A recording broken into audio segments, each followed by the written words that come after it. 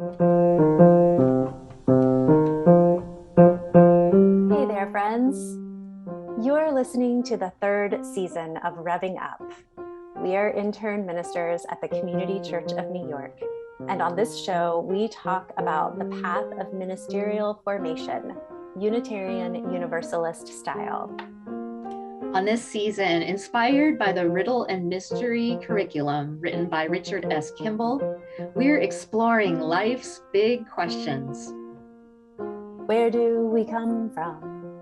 What are we? Where are we going? Let's talk about it. Welcome to the journey. I'm Meagan Henry. And I'm Carrie McAvoy. And we're Rev'ing Up.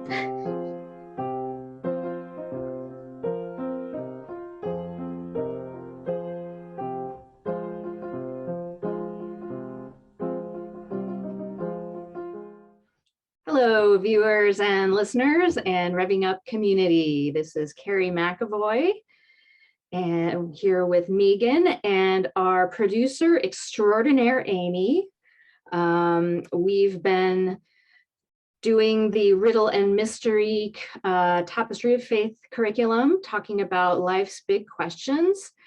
And since this is our last episode of Rev'ing Up, in this iteration, we thought that we would do a kind of retrospective, a reflection on what it's been like to be putting the show together and including all of you in our process. And so Meagan, how are you doing today? I'm doing pretty well. I had a really big weekend, lots of church stuff happening on Sunday, and that was super fun. And we are in one of the congregations I serve, we're back in person on Sunday mornings. So it's very active, like, all of the things are happening and, seeing lots of people. It's exhausting and wonderful and amazing. And then I'm usually pretty tired on Mondays because I'm still recovering from all of that, putting all that energy out and receiving all of that energy of the excitement of us being in person, after these long pandemic times. And also just the awkwardness of trying to figure out how to do it safely and well still, and really negotiating and managing those encounters. So it's good. I'm feeling great. I'm feeling a little tired from that and also a little bit energized, strangely, having that balance. And how are you, Amy? Hi, I'm well. Thanks, Meagan and Carrie, and hello to the Rev'ing Up audience. My name is Amy Wilson. I use she, her pronouns, and I've been behind the scenes, the producer of Rev'ing Up since its inception back in January, February of 2020. And now that, we're all moving on, I'm really excited to sort of pull back the curtain a little bit and talk a little bit about what it has been like to produce a specifically Unitarian Universalist media project, because I think not only in this time of pandemic, but also just in a time of rising political polarization and the rise of the religious right in broadcasting, this is a really important time for people who identify as on the religious left, shall we say, to be putting forward things that represent our perspective and building community through media. So I'm excited to be able to discuss that a little bit today with Meagan and Carrie. Fantastic. Yeah. I'm excited to dig a little bit more into that too. Just this, why we did this and where we started from and where we have come to and what that's been like for all of us. So how shall we start? Carrie, do you want to get us started? Yeah, well, I can start with a context. So this was an idea that our teaching pastor, Reverend Peggy Clark at Community Church, gave to us. We were 3 intern ministers at the time, Meagan, myself, and Anthony. And we were to just create a podcast to explore what it means to be doing that kind of media, both as interns and as ministers. So I think that's where it came from. And we were really given free rein to figure out what we were going to do, who our audience was, what we were going to talk about. This was, of course, a period of time when we were just going into the winter after the pandemic started. Ministry looked a whole lot different than it did the year before.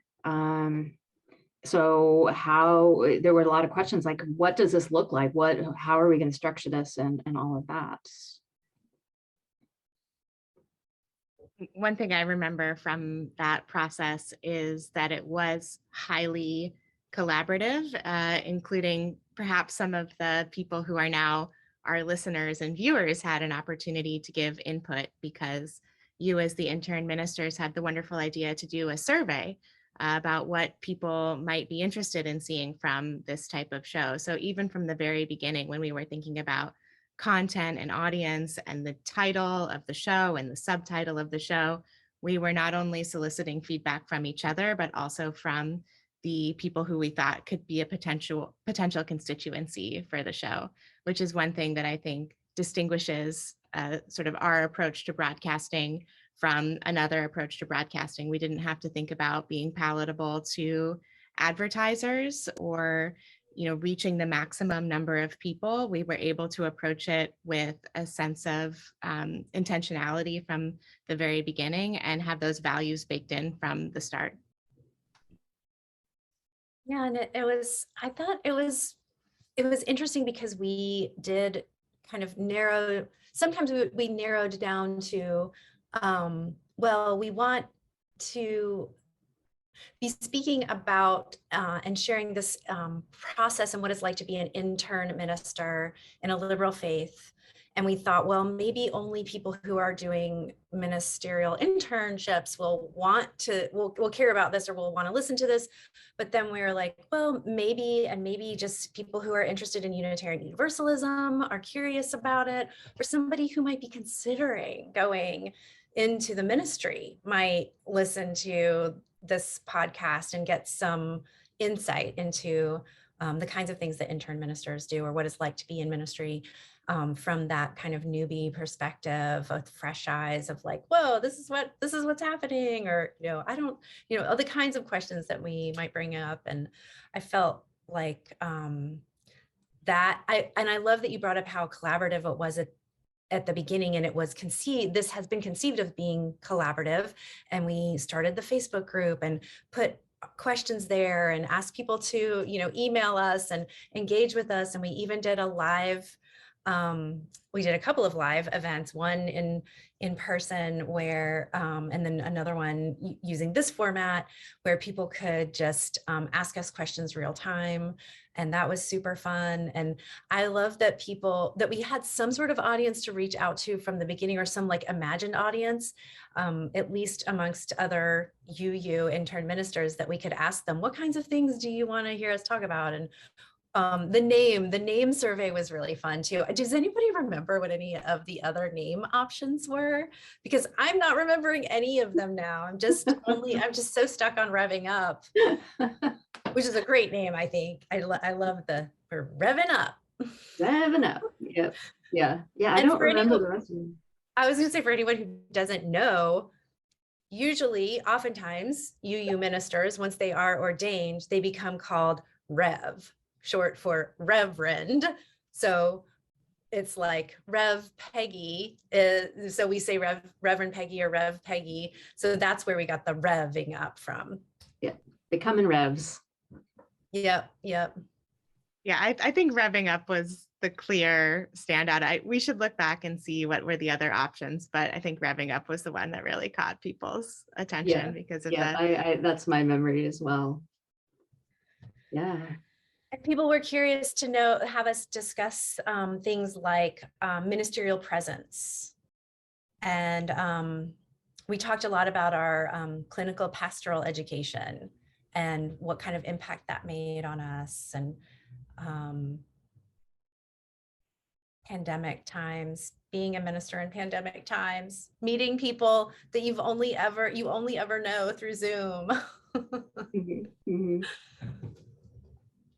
Yeah, people seem to be very interested in those type of practical topics. And I think, as you said, Meagan, that really shaped our first couple of seasons as we were focused on, occasionally the conversation would veer into something that was a bigger picture conversation. For instance, one of my favorites in our first couple of seasons discussed compensation and other financial and economic realities for intern ministers and for people pursuing a life in spiritual work. And I think that kind of spoke to our approach in general, as well as that you two and Anthony, when he was broadcasting with us as well, were always very open, very willing to share of your own experiences and to frame things in a really practical type of advice giving light, that I'm not sure that if there are other people out there putting out similar things for this particular audience, I'm not aware of them. I think this might be somewhat of a new thing that we were trying out with this particular show. Yeah, I think part of our the way that we chose our audience was this really unique situation to where there were 3 interns at the same congregation with the resources to do this kind of project. So that just lent itself to, we've got 3 people who are intern ministers with 3 different perspectives. And I feel like in ministry, the more perspectives you have, the more useful it is, because we all come from our own experiences and our own backgrounds. I remember that people wanted to know about our personal stories. Why did we become ministers? Why are we becoming ministers? What went well? What didn't go well?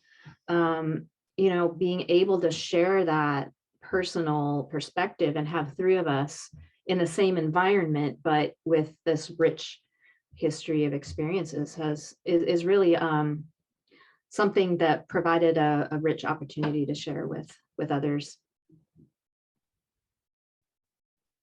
Another thing that I've always loved about the show is that it just, and so I will pause and say that this is not the only community church podcast. We already had a podcasting program when Rev'ing Up started, and it started led by our senior minister, Peggy Clark, who really was the one who had a vision that a church could be doing podcasts, which I think is pretty remarkable, and she deserves the credit for making that happen. So we already had a podcasting program when Rev'ing Up started. And I think what I'm about to say is true of both of the programs that we've been able to put out, which is that it's also an issue of modeling respectful conversation and modeling how to talk to other people about pretty sensitive issues, whether those be, I particularly remember stories from each of you. Meagan talking about being a young single mother and feeling alienated from Unitarian Universalism in certain ways and the elitism that was encountered in the faith. You talked about that very honestly. Carrie, listening to you talk about losing your husband and having an epiphany and going into ministry and having this calling to, fight back against white supremacy and white supremacy culture. That's a moment that, I remember, and even talking about it, I'm feeling like a little, like my hairs are standing up a little bit, and it's, it's not an entirely natural environment just because we are being recorded and this is being broadcast. But I think when I watch the 2 of you talk to each other, I just really see, feel, and hear a level of compassion and respect that you have for each other. And that comes out in conversation. And I just think, that is a skill that is important for people to develop as part of a spiritual practice. So I'm interested in how broadcasting and interviewing can reflect those values and deeds, not creeds, demonstrating what Unitarian Universalism can be like and the type of people that are developed by Unitarian Universalism by developing these relationships with audiences. Yeah, it's I've always when I first started, I was super nervous because I'm not the kind of person that just is comfortable speaking what's on my mind. And this has been a really big growing thing for me during ministerial formation. But I was surprised at how, like after the first 1 or 2 episodes, I started feeling really natural. And it's really great because Meagan, you've told me that you are a verbal processor. I am not.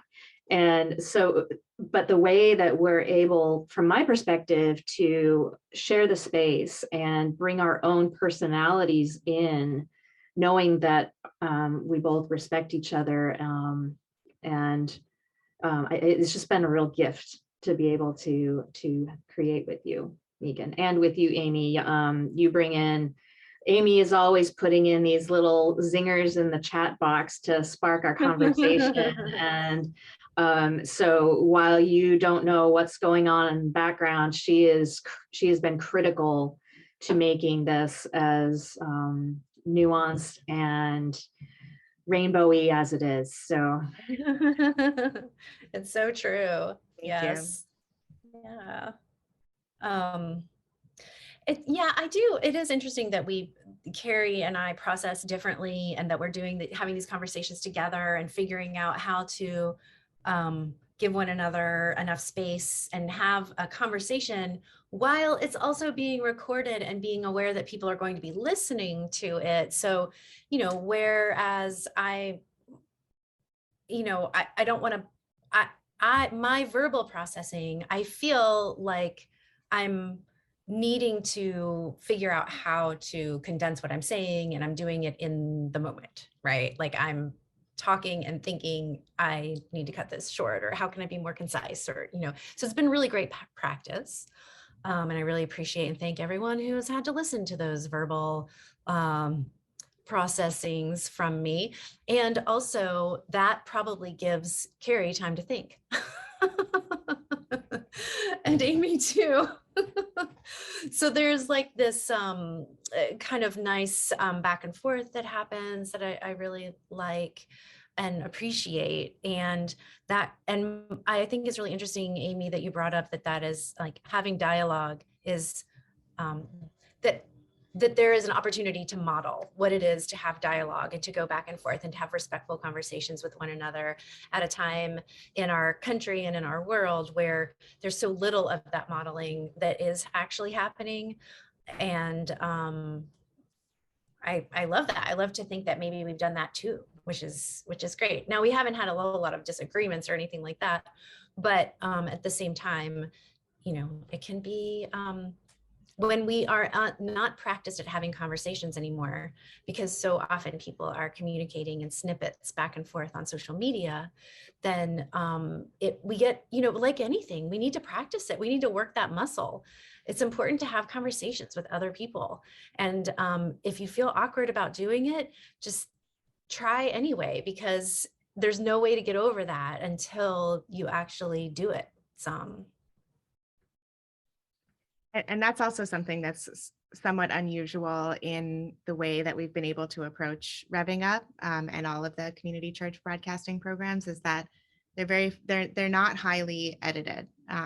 They're not, even if you listen to something like NPR, which I imagine that a lot of crossover between somebody who might listen to Rev'ing Up and somebody who might listen to, say, Brian Lehrer, if you're here in New York City. NPR interviews tend to be very highly edited. Once you start hearing it, you keep hearing it. It's not uncommon to take a 45-minute interview and edit it down to about 5 minutes, which is for the sake of covering a wide range of things and getting in a wide perspective on topics. But it does subtly influence the way that you think people talk and the way that you think people talk about certain issues, because what you're hearing, it's very similar to Photoshop in a magazine. What you're hearing doesn't actually reflect people's organic speech and people's organic thought processes. And that's something that I think I bring to it, because I work in other types of audio and media production, and that's my approach there as well.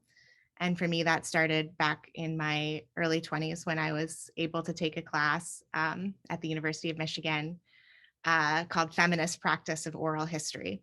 And kind of a filler class in my senior year, I thought, oh, this sounds interesting. Let me just tag this on. And as is so often the case, it turned out to be one of the most influential things I've ever done in my life, just in terms of what I learned about how to approach people when you want them to speak on a recording and what it means to be recording people. Because as well, there's a power dynamic that comes in when you're the one who's holding the recorder. And so one of the things that we do at Rev'ing Up and at Community Church Broadcasting is that the people who are being recorded always have the power to stop the recording at any time. We have a system where it's essentially like a safe word where anybody who's participating can always just say, let's cut the recording. I need a moment, a snack to deal with an emergency, whatever it may be. And that actually comes direct from what I learned about the feminist practice of interviewing, is giving the people who are being recorded a sense of agency and a sense that they have control over where their words are going to be used, how their words are going to be edited, and whether or not they're being recorded. So that's a little bit of insider knowledge. That's really amazing, Amy. Thanks for sharing that. What's the name of the class again? Feminist Practice of Oral History. And Wow. I wish I could remember the instructor's name, but I don't. She was a lovely Filipina feminist. Shout out to Filipino feminist on our staff, Errol de los Santos, who is probably listening and watching to this. She was a wonderful Filipina feminist. And so she had us call her Auntie Emily, which is what is a common mark of respect for the elder in that culture. So I don't remember her last name, unfortunately, but she was a wonderful scholar. I'm really interested in that. Now it's taking me down a whole nother road and thinking, and yes, you're right. We have, I forgot, or I hadn't even thought about, I forget that I just listened to podcasts and these conversations, these interview podcasts, and I wasn't even thinking about the fact that I'm being fed edited material that is giving me some sort of idea of how conversations happen, but actually it's a curated way that a conversation happens, not the real natural way conversations happen. So just like the way we are influenced by the images that we see to think, like this is beauty, or this is what that should look like. This is what my apartment should look like, or whatever. That's the kind of thing that's happening with what we're hearing, what we're listening to also. Mm-hmm. Oh, wow. This is my soapbox moment. This is the thing that I want more people to know about. Yeah, when I think about our conversations, there's space in there. There's moments of silence where whether we've responded to something really emotional or we're just thinking or musing or whatever. And some podcasts are just so, no empty moment, constant energy. Mm-hmm. And so I've really valued that kind of space that we're given. And I think it's really important when you are a minister, because room for silence can be so generative. We don't have to be talking all the time.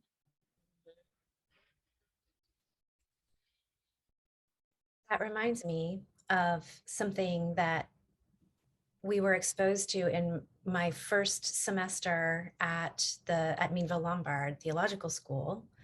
Was a poem called Fire by Judy Brown. And the poem, it was kind of like the framing for our ingathering that year, that fall. And I'll just tell you how it starts. What makes a fire burn is space between the logs, a breathing space. I feel like in conversations, that is also true. Some space to breathe. The thing that, like the fire of the conversation grows by allowing there to be some space in between the comments, time to think, reflect. Yeah. And as, modern artists have taught us, like John Cage have taught us, like, is it ever really silence? Right? If you think about the classic piece 433, where he sat at a piano and the piece was people shuffling in their seats and feeling uncomfortable and coughing and looking in their program going, what's going on here, right? And that was the music that he was trying to create. That's a very intentional and deliberate example of it, but I think it just goes to show you, that silence isn't a negative space. There's a lot of presence in silence.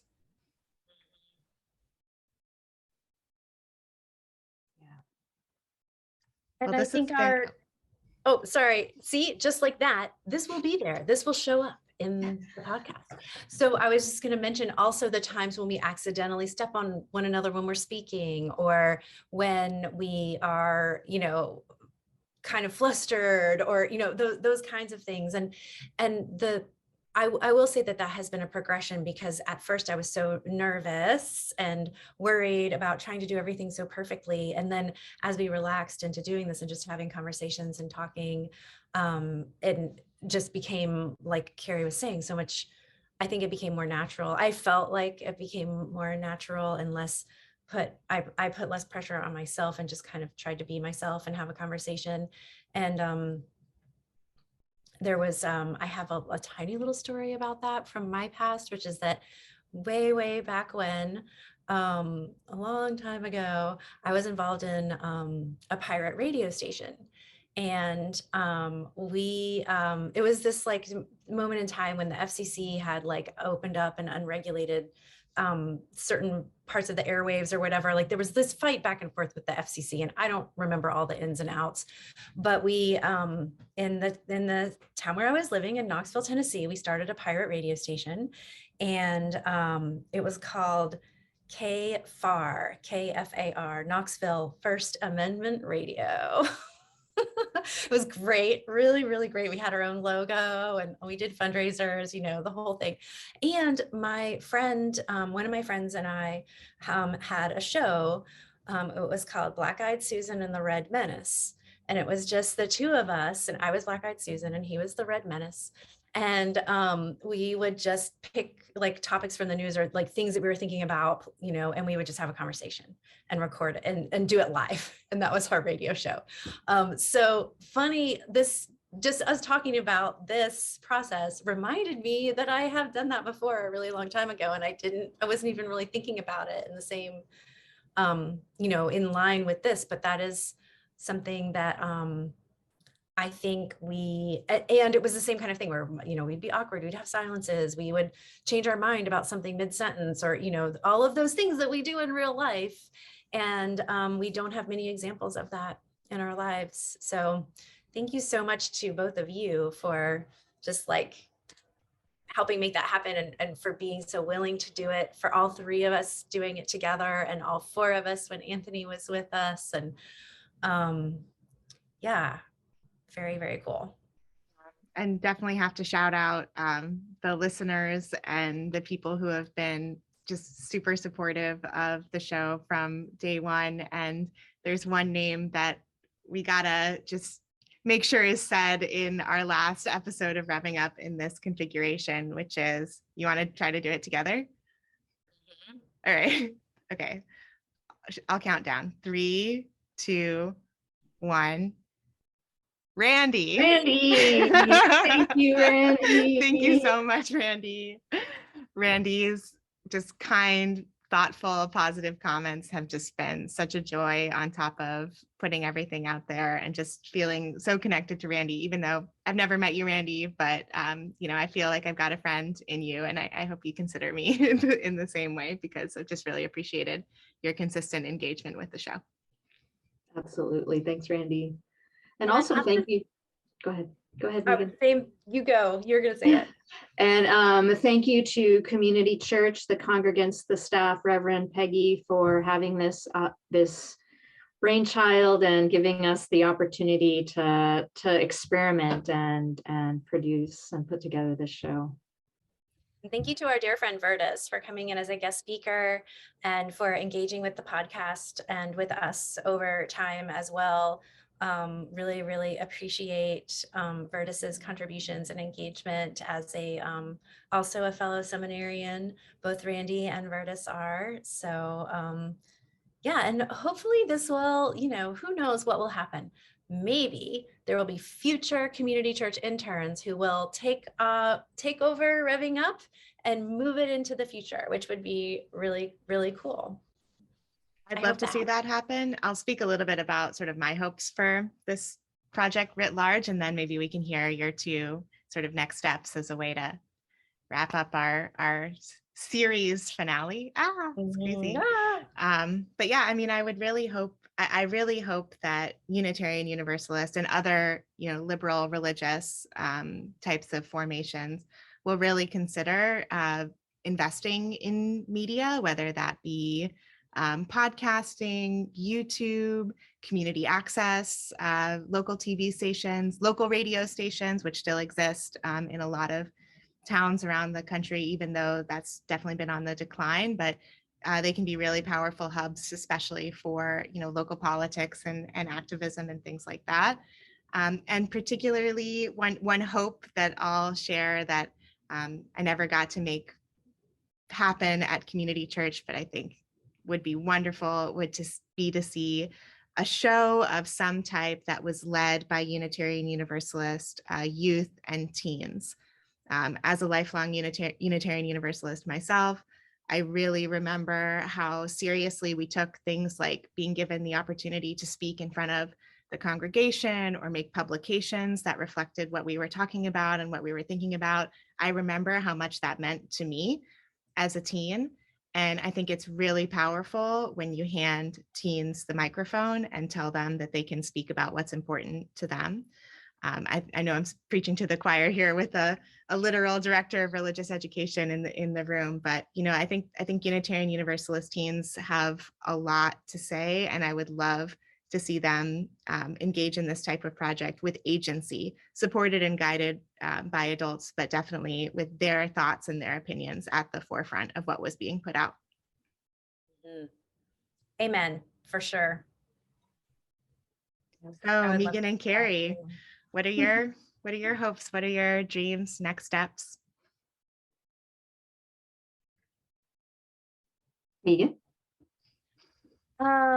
Let's see. So I will, I'll share that, I guess for this, I hope my hopes and dreams for Unitarian Universalists and religious liberals and progressives is very similar to what Amy was talking about near the beginning of this episode, which has a lot to do with I hope that we will re-engage with the public square, with being, and I know, I have a hard time doing it because it can be really hard, especially with the way that people interact on social media and things like that. But if you can find your place and your voice and your space where you are willing and able to be sharing our liberal progressive faith values into the public sphere, I think that's really, really important. And having those accessible to as many people as possible now that we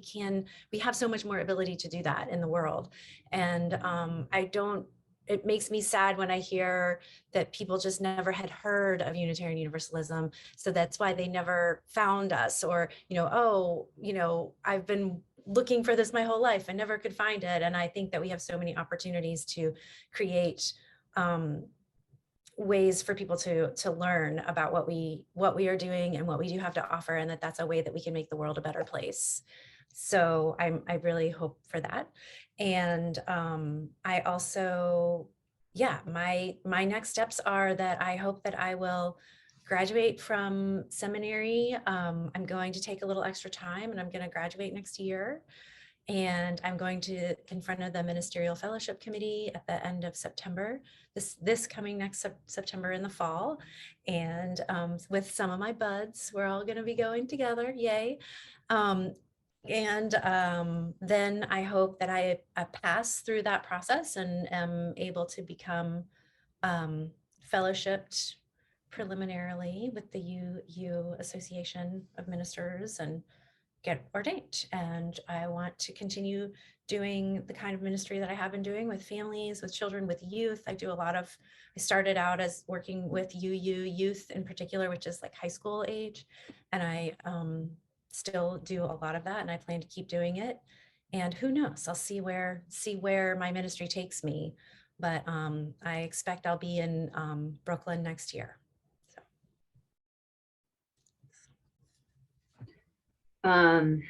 Where I hope Unitarian-Universalist goes in the context of what we've explored in this podcast is moving away from centering everything around Sunday. And I think one of the blessings of the COVID pandemic, not that it's been horrible, but one of the things that the opportunities that it's opened up is virtual spaces. And how can we as Unitarian Universalists, with a faith that is interfaith, that is beyond, it is an organized religion, but it is also a more broader spiritual umbrella. And I think that there is a lot of healing and salvation in that kind of religion. And exploring these kinds of formats for moving away from let's put a service together on Sunday in person. What does Unitarian Universalism, what does interfaith, what does spirituality look like in a virtual format, in a media produced format? When we have the younger generations coming in who are not used to going to church on Sunday, when we have a society where all kinds of different offerings are offered on Sundays. Like when I was growing up, you didn't even go to people's houses on Sunday. That was not something you did. You were with your family. So, we're in this culture shift. So how can we use podcasts and media in a authentic and spiritually grounded way? That's my hope for Unitarian Universalism in this kind of area that we've explored. For me personally, I'm still discerning what my ministry is going to look like. I hope to graduate in the spring and see the MFC at the end of September among Meagan and some of my other colleagues. And I have been offered 2 different chaplain residencies, so I will choose between them and do 3 units of CPE. And so that will carry me through. And then just see what else opens up in my heart, in what opportunities are out there where I see my ministry taking place.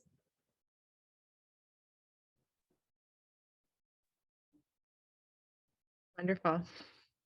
Amen. Amen.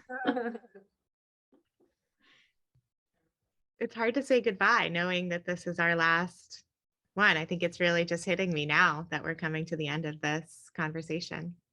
Yeah. It is hard to say goodbye. And I this has been such a meaningful kind of grounding and anchor place for me during this time doing internship during a pandemic, and when it is so hard to connect with people, and having this weekly, for many months at a time, knowing that I had this time set aside, that I'd be here with you all. It's been very grounding, and it's been a really important part of my experience as an intern minister. So I'm so glad that I've been on this path with both of you and with all of our listeners and viewers. All of our listeners. Yes. We have our whole community. So it is, it's very hard to say goodbye. So maybe it's not even just, goodbye is good, and that's fine. And also I'm sure that there are some things that are going to continue on. So I, as much as I shy away from saying like, it's not goodbye, it kind of isn't, because in many ways we're all going to continue to stay connected. It's just not going to be exactly in the same format. Right. Absolutely. And if hopefully the lines of communication will remain open enough that, you know, if somebody out there is inspired by our project to do something, whether it looks anything at all like what we've done or not, you know, I think we'd love to hear about it, right? So I think we'd love to sort of stay in touch with the community and the wider UU and liberal religious worlds, and sort of keep track of the media there and see what comes out. And I have one more soapboxy thing to say before we Oh, close. good. I love Again, it. seize my opportunity. You know, when you say, Meagan, that the weekly nature and the sustained nature of recording the podcast was an important part for you of what it meant, I think that's also true of listeners of podcasts as well, and listeners of regular shows. You know, you think about, you know, in the early days of mass communication and mass media, when radio was really the only game in town,